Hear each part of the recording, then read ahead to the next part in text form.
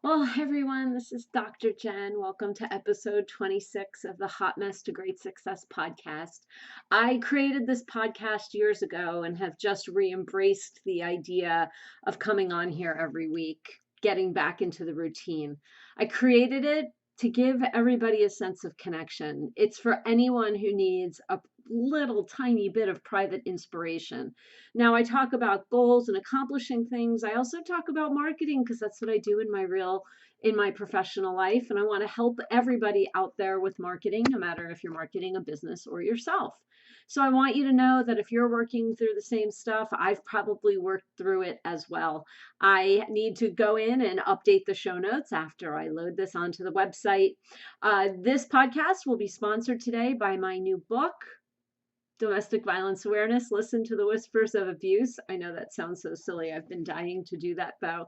And also by my second business, Your Social Media Hour, which is an online amazing treasure trove of information for the small business owner who can't afford a social media consultant and doesn't have the time to figure out what to do. I know you guys are dying out there just to be told what to do and given clear instructions, and that's why I've created the service.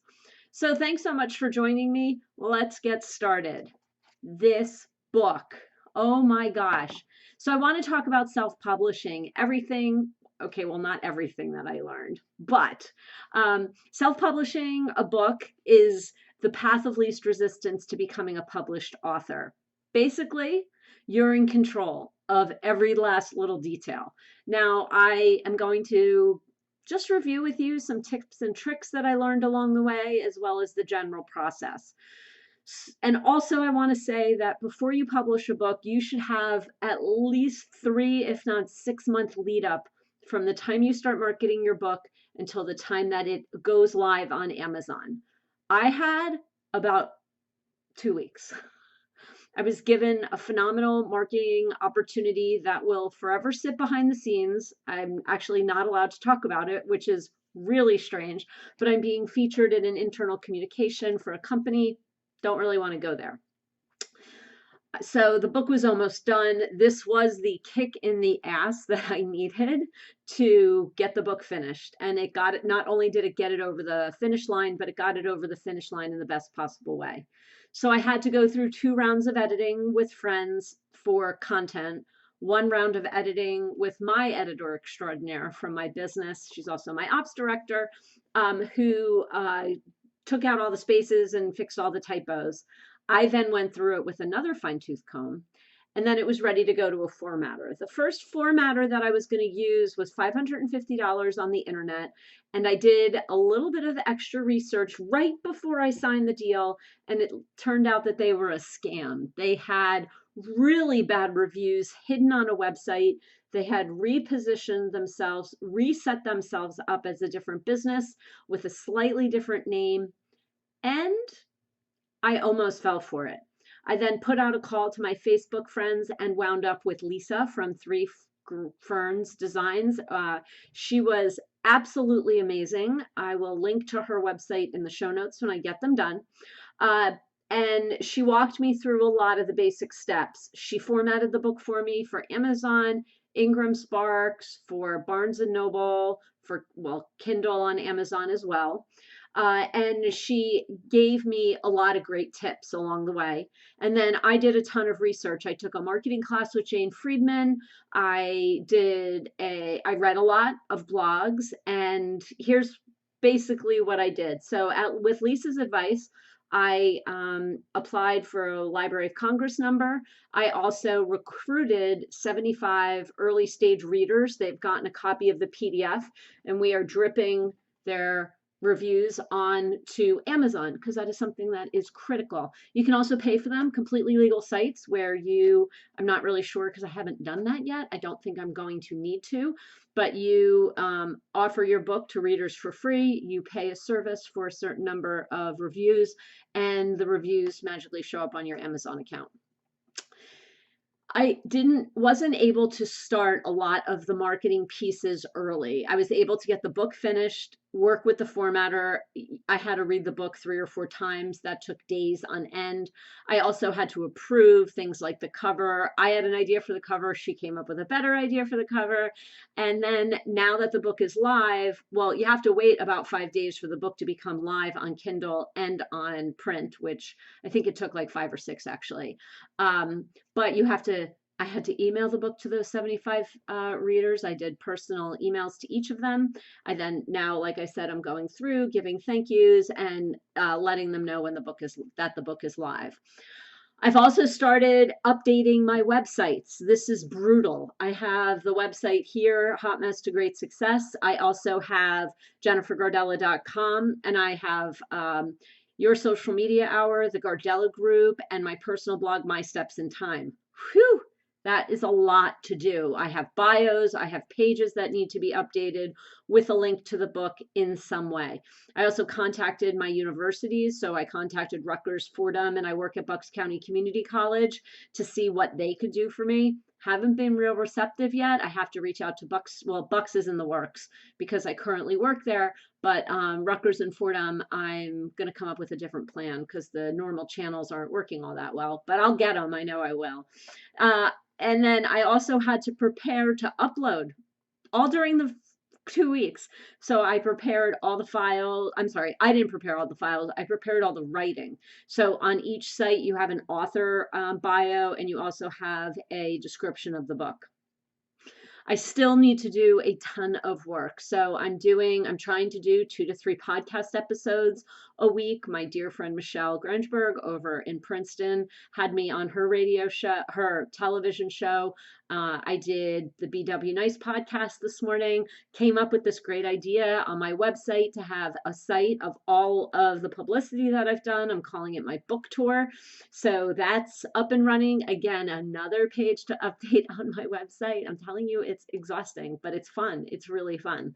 I still have to go through, update all my social media profiles. Oh, yeah. And I had to share the stuff on social media. And you know what's so fun when you do that? You watch other people share it, and then you have to respond to all of that. So make sure you put that into your workflow. I also had to update or I should say, I still have to put videos onto my YouTube author page and tweak my podcast here and the info that I send out. And then I am working very hard to crack into the news. That is probably going to be my hardest nut to crack. I've heard from Jane Friedman's expert that it's probably not worth it to hire a publicist, nor do I want to spend any more money on this, but it takes a lot of time to get through to the news. One factor that's been compounding my work here is that this week starts Domestic Violence Awareness Month. My book is on my experience as a survivor of domestic violence. So I feel under the gun to really get the word out now because we're going into a month of awareness. That also means on my blog and social accounts, I will be sharing information again that has to be prepared. Oh my gosh, it is a lot. If you ever want to talk to me about all of this, please just book a call with me, and I'm happy to share with you what I learned. Here's what else is happening. This little book raises my credibility in the world. People really do consider you an expert in what you're talking about when you have a book on your hands. I am getting good reviews back. People are not only enjoying the reading, but it's eye-opening to the content. And so I'm being contacted by people to be on their podcast, to be noted as an expert in this area. Now, let me be clear. I'm not an expert in domestic violence. I believe I'm an expert on my healing journey, which is a very standard, stereotypical healing journey. But I'm not an expert. People do like to talk to me because I'm a survivor, and it's a very, very authentic story. So whatever it is that you want to publish, I recommend going for it. If you have time, I believe while you can't do the job that Lisa did for me, you can absolutely format the files yourself. Amazon, Ingram Sparks, Barnes and Nobles, they have great uploaders and systems, little templates that you can use to get your book up and running. Okay, so that is a lot of work. You need to do the podcasts and the websites. You need to have your author page on Amazon updated with the videos, update your social, Oh my gosh, it's so much work. Find your early stage readers, send them the book, send them the link. It's so much fun to be doing. This is a dream of mine. As I always say, it's not the story I ever dreamed or wished I had to tell, but it is certainly the one that I was born to tell. So please, whatever it is that you are born to do, share it with the world. You may be scared, but as Wayne Dyer says, the fear should not be getting what the reaction of people is going to be. The fear should be not getting it done at all. Leading into that leads very well into the second big topic I want to talk about, which is keyword research. Now, many of you may think, whoo, that is a switch. How do you go from a book about a self-published book about domestic violence to keyword research? Well, because I had to use every single one of my keyword skills in not only naming this book, but in sharing it. Because I wanted to rank in different places. Amazon's changed the game with its categories now. You can't just put in any category. You have to, they're very standard and rigid categories. But there are tricks and techniques that you can use to do your keyword research, not just for a book, but for your business as well. And I hear this a lot from my clients. They pay $5,000 for a website and it's just sitting there and they don't know what to do. Typically, the website designer and or the client who wrote the content was supposed to do keyword research, or no one walked them through the process. So if your website's not ranking, it's because you don't have the right content written in. That's pretty much the end of the story. You can, now if you have a very generic keyword that you're trying to rank for, that may be a little harder. But when we write content for websites, there's a lot of different ways that we can make sure that your ideal clients can find your content.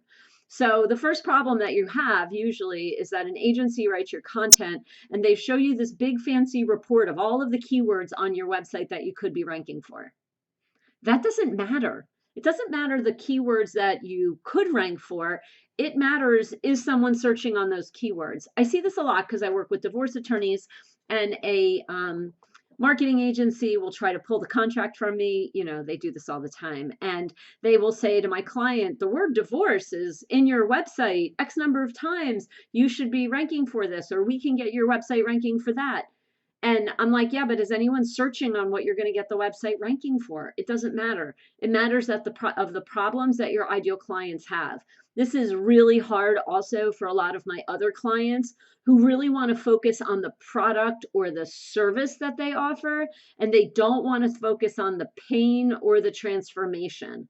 So they don't want to focus on, they want to focus on their efficiency. They want to focus on their process. Not gonna, it doesn't matter. What you need to focus on in your marketing and in your SEO, the pain points of your ideal clients, and then the big transformation.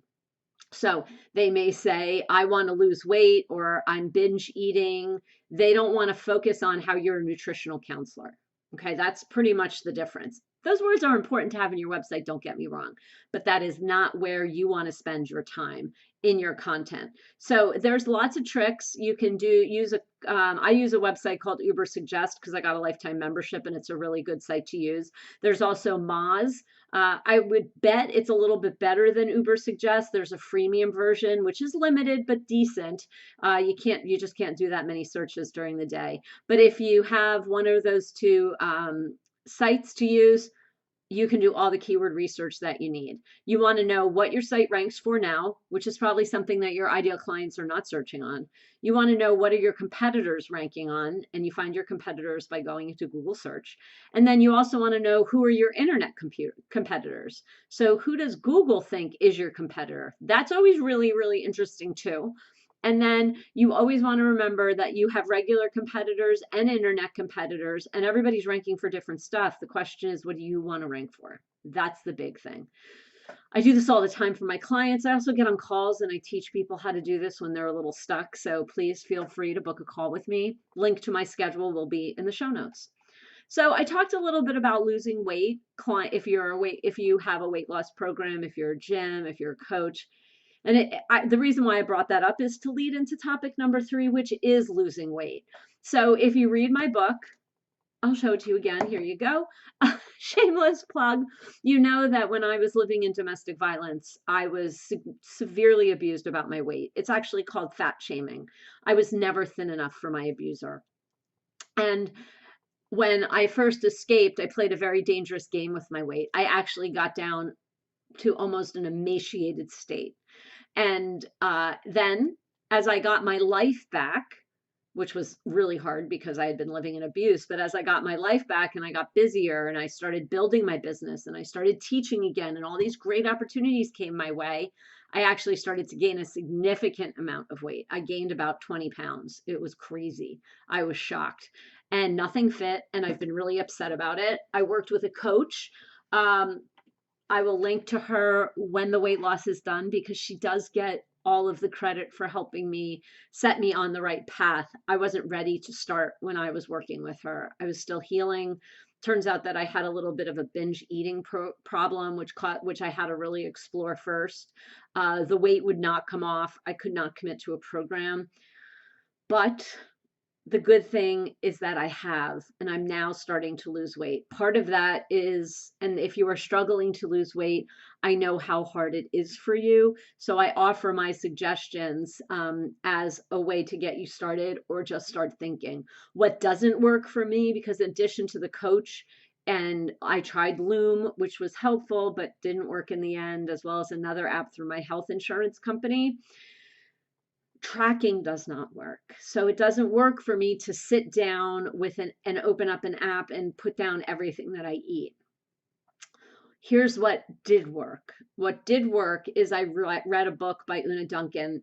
She's a live wire, wrote a great book. I listened to it as I walked the dog. Half of every meal should be veggies. And I have instituted this. So I'm eating chicken soup. I'm sorry, not chicken soup, vegetable soup for breakfast with some quinoa. Super crazy healthy. The other thing is that this is going to sound really crazy, but you know me, I'll share it all. I did the cloud bread recipe off of TikTok. So when I do want a little bit of bread, that's a very low calorie, very low carb, but filling substitute for regular bread. I've gone no booze. Now, I'm not really a fan of 75 hard because I think it's very restrictive, but I haven't had any booze. I've noticed that it slows me down. Booze slows me down the next day. I do a weekly weigh-in every Friday. Daily weigh-ins don't work for me. Got very frustrated. The scale would go up and down and up and down and up and down. So every Friday I weigh in. And I have a cheat day on Friday. So I weigh in, I have a very healthy breakfast, and then throughout the day I can have some chocolate if I want to. So three things are really helping me with this. One, when I was in that program with the coach, she said she helped me time block my exercise to, believe it or not, first thing in the morning. That may horrify you, but it works for me and it works for the dog because we walk for about an hour before I get my day started. The second thing that was really interesting that she said to me was, when you are in any sort of improvement program, it is not a 5-day process. It is a 7-day process. So if you are like me and you like to go out to dinner on Friday and Saturday night, I was having a drink or two each night and I was eating bad food, stop it. This is a 7-day-a-week program. Again, I think a cheat day is important, but don't go to there. So time blocking, it's a 12-week year. And then the last thing, which I've already talked to you guys about, is my 12-week year. Wait, I just said that. This is a 7-day experience in your 12-week year. That was supposed to lead into a 12-week year. Now, I hold myself accountable. I don't need a group to sign into or talk to. I don't need a coaching call every week. But there's something magical about the 12-week year software that you use. It's called Achieve. It's between me and the computer, or really me and myself. It's holding myself accountable for a lot of different goals that I have going on right now, but specifically this weight loss goal. I only have about a minute left because I like to keep these under 20. So those are your 3 big parts of my life my life that I hope you can glean some help from, right? Publish your book or achieve that crazy big goal that you have. Learn about the SEO for your business, your book, whatever it is that you do. And then the third one is, it's possible to lose weight, start loving yourself, and implement some great habits. Dr. Jennifer Gardella, I am signing off. Thank you so much. And make sure you visit the show notes and I'll link to all of the nuggets that I shared. Thanks. Bye-bye.